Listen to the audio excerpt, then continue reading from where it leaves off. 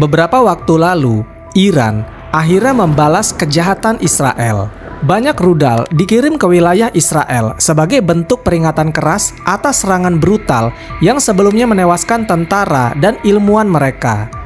Tapi yang mengejutkan, banyak dari rudal ini dicegat bukan oleh Israel, melainkan oleh Yordania. Iya, negara Arab yang katanya mendukung Palestina justru membantu musuh Palestina dengan cara menangkis serangan dari Iran. Hal ini menimbulkan pertanyaan, kenapa Yordania lebih memilih melindungi Israel daripada membiarkan Iran membalas kejahatan? Kenapa negara yang mayoritas Muslim ini malah jadi tameng bagi Zionis? Apakah ini bukti bahwa sebagian pemimpin Arab hanya berpura-pura peduli pada Palestina, padahal hatinya sudah dijual ke Barat? Dunia sedang membuka mata, dan Yordania kini menjadi sorotan.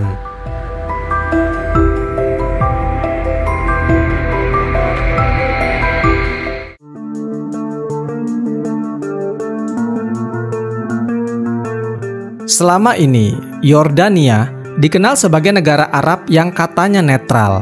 Pemerintahannya kerap menyuarakan keprihatinan terhadap penderitaan rakyat Palestina. Tapi setiap kali konflik benar-benar memanas, Yordania malah mundur. Ketika Iran akhirnya berani membalas Israel, Yordania malah menjadi negara pertama yang menghadang. Bukankah jika mendukung Palestina, seharusnya mereka membiarkan Iran melancarkan balasan? Yordania berdalih bahwa mereka hanya ingin melindungi wilayah udaranya, tapi alasan ini terdengar seperti tameng. Jika memang itu tujuannya, kenapa mereka tidak menembak jatuh rudal Israel saat selama ini bebas melintasi wilayah udara Arab untuk membantai rakyat Gaza? Kenapa justru saat ada rudal menuju Israel, mereka langsung bertindak cepat? Jawabannya sederhana, Yordania takut pada Barat. Yordania memang kecil, ekonominya rapuh, dan sangat tergantung pada bantuan luar negeri, khususnya dari Amerika Serikat. Setiap tahun, miliaran dolar bantuan mengalir dari Washington ke Amman. Maka tidak heran ketika sekutu Amerika seperti Israel mendapat ancaman, Yordania langsung sigap. Mereka tahu, satu sikap salah bisa membuat bantuan diputus. Jadi demi dolar, mereka rela menghentikan rudal yang bisa menghentikan penjajahan. Tapi di mata rakyat Palestina, ini pengkhianatan. Iran selama ini menjadi satu-satunya negara yang benar-benar berani melawan Israel secara langsung. Negara-negara Arab lain, termasuk Yordania, hanya pandai bicara. Ketika Iran bertindak, malah mereka yang menghadangnya. Dunia Arab seakan kehilangan nyali, takut pada sanksi, takut pada Amerika, dan takut kehilangan tahta. Tapi bagaimana dengan rasa takut rakyat Palestina yang tiap hari kehilangan anak dan istri mereka?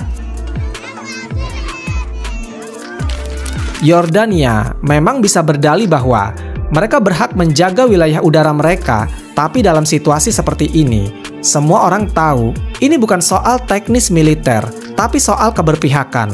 Rudal Iran tidak ditujukan ke rakyat Yordania, tapi ke instansi militer Israel.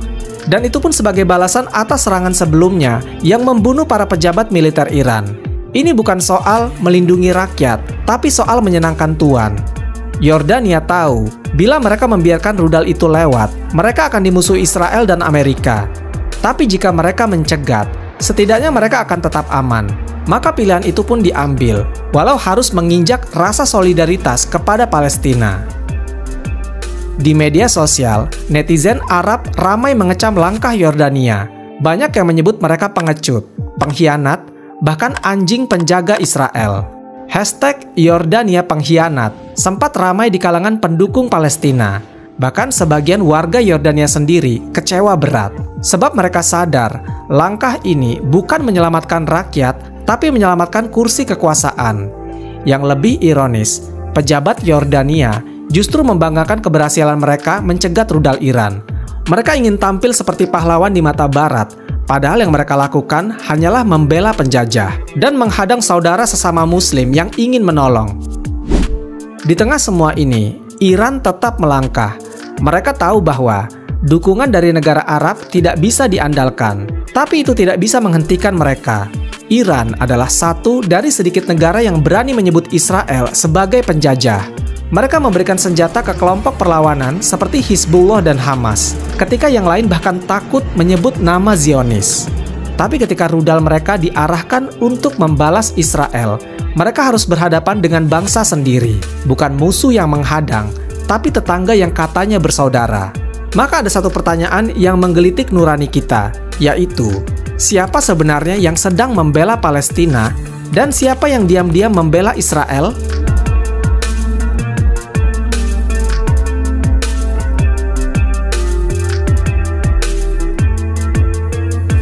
Banyak orang mengira bahwa negara-negara Arab memusuhi Israel, tapi kenyataannya, beberapa dari mereka justru punya hubungan rahasia dan saling membantu, termasuk Yordania.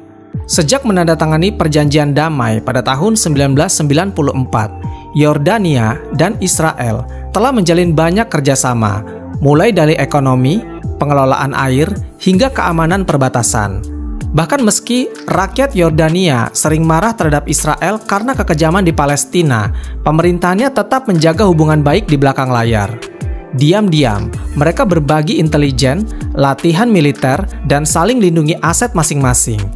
Jadi ketika Yordania mencegat rudal Iran, itu bukan hal mengejutkan, karena sebenarnya mereka sudah lama punya perjanjian tidak tertulis untuk tidak saling ganggu dan bahkan saling bantu.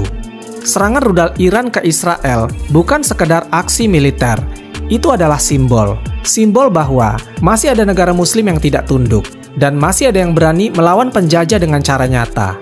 Tapi simbol itu dipatahkan oleh tindakan Yordania. Rudal yang membawa pesan perlawanan itu dihancurkan, bahkan sebelum sampai ke tanah musuh. Bagi rakyat Palestina, itu seperti ditusuk dari belakang. Mereka tidak berharap banyak dari negara-negara Arab, tapi paling tidak, mereka berharap tidak dihalangi. Iran sudah mengambil resiko yang besar, yaitu menghadapi ancaman perang besar, sanksi internasional, bahkan kemungkinan diserang balik. Tapi semua itu dijalani demi satu hal, yaitu membalas kekejaman yang terus-menerus dilakukan Israel. Perang modern bukan lagi soal tank dan senapan, tapi soal langit. Rudal dan drone terbang di atas negara-negara Arab yang dulu dikenal sebagai penjaga kiblat. Kini langit itu dikendalikan bukan oleh pejuang, tapi oleh penguasa yang takut kehilangan kekuasaan. Yordania punya radar yang canggih, rudal pertahanan udara, dan sistem yang semua didanai oleh Amerika. Maka jangan heran jika yang mereka lindungi justru bukan Palestina, tapi musuh Palestina. Langit yang dulu tempat azan bergema, kini jadi tempat rudal-rudal pembela Palestina dihancurkan. Bukan oleh Israel, tapi oleh sesama Muslim. Banyak yang mengira, jika Israel hancur, maka Palestina akan merdeka, dan dunia Arab akan bersatu menyambut kemenangan. Tapi bagi Yordania, kenyataannya jauh lebih menakutkan. Israel, meskipun dibenci oleh rakyatnya, adalah pagar tak terlihat yang selama ini menahan laju kekuatan Iran dan kelompok perlawanan yang terus berkembang. Jika pagar itu roboh, maka Yordania akan berdiri tanpa perlindungan. Di antara kekuatan-kekuatan yang selama ini dianggap sebagai ancaman, Iran, Hizbullah, dan Hamas bisa jadi naik daun dan mengambil alih sentimen dunia Muslim. Gerakan perlawanan akan semakin kuat, termasuk di wilayah Yordania sendiri, di mana sebagian rakyatnya adalah pengungsi Palestina. Jika semangat perlawanan membara di dalam negeri, maka stabilitas politik Raja Abdullah bisa goyah.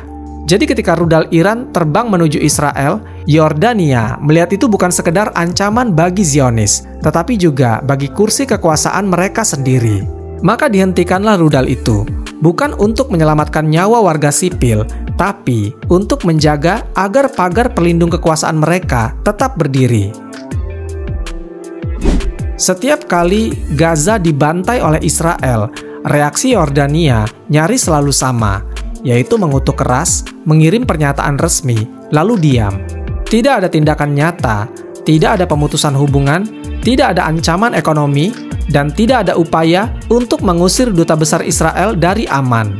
Bahkan, kerja sama air, keamanan, dan bisnis tetap berjalan seperti biasanya. Seolah-olah bom di Gaza hanya sebuah tontonan yang tidak boleh mengganggu kenyamanan diplomasi. Yang lebih menyakitkan, saat warga Yordania turun ke jalan untuk menunjukkan dukungan kepada rakyat Gaza, aparat pemerintah justru turun tangan untuk membubarkan unjuk rasa itu. Mereka tidak ingin kemarahan rakyat terhadap Israel berubah menjadi kemarahan terhadap pemerintah sendiri. Padahal rakyat tahu, diamnya pemerintah adalah bentuk pembiaran. Dan pembiaran atas penjajahan adalah bagian dari kejahatan itu sendiri. Yordania lebih takut kehilangan kestabilan dalam negerinya daripada melihat rakyat Palestina kehilangan anak, rumah, dan tanah air. Klaim Yordania sangat jelas. Mereka mencegat rudal Iran demi melindungi warganya dari potensi reruntuhan atau puing-puing rudal itu.